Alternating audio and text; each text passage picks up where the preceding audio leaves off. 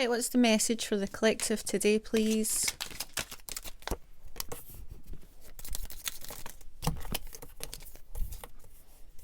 So we have love yourself first. Your self-respect makes you more romantically attractive.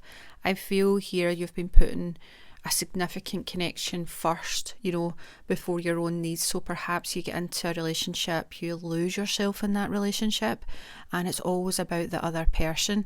And I feel here you have, really deep love for someone here, but it's time that you put your own needs first, because your self-respect makes you more romantically attractive. It's the only way to get more respect is when you put yourself first. So perhaps you need to work on some self-care, self-love practices, maybe some inner child healing or reparenting, especially sitting next to that children card.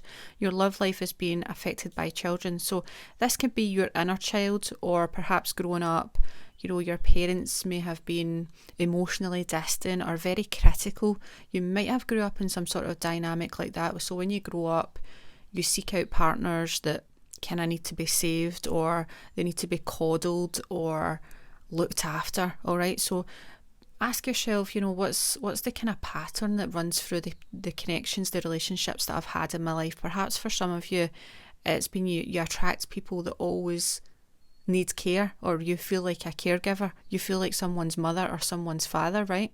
So this is getting really kind of deep and intense here, but it's showing me a really important message that it's time for some introspection, it's time for some you time. So perhaps go off and do some healing, be single for a while before you jump into another relationship.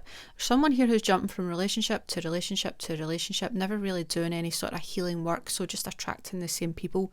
Could be like real toxic relationships, even narcissists for some of you. There may be children involved here, you may have children, you may be co-parenting, or perhaps you feel torn between your children and your partner. It's because you don't feel safe with this partner.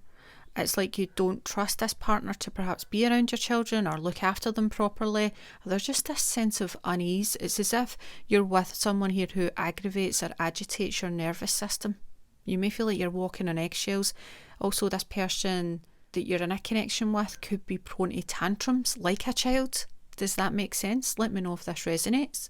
Children are very good judges of character as well, so perhaps your children don't quite like your partner, or they can feel when something is off, they can feel when your energy is off as well. So heart-to-heart conversations, honestly discuss your feelings with each other.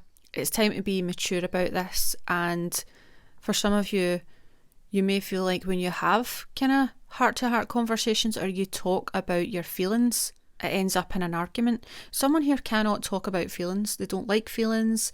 They get scared of deep feelings and deep conversations. Someone doesn't hold space for you as well to really express how you feel, and it always just kind of turns into them. Perhaps you feel like you cannot be emotional or cry or shed a tear without it turning into an argument. Again, this shows levels of maturity, and you may be dealing with someone who just cannot deal with emotions. That's a huge, huge red flag. A relationship should be a safe place for you to express how you feel with love, care and mutual respect. So the thing is here, before diving into any relationship, it's essential to prioritise yourself.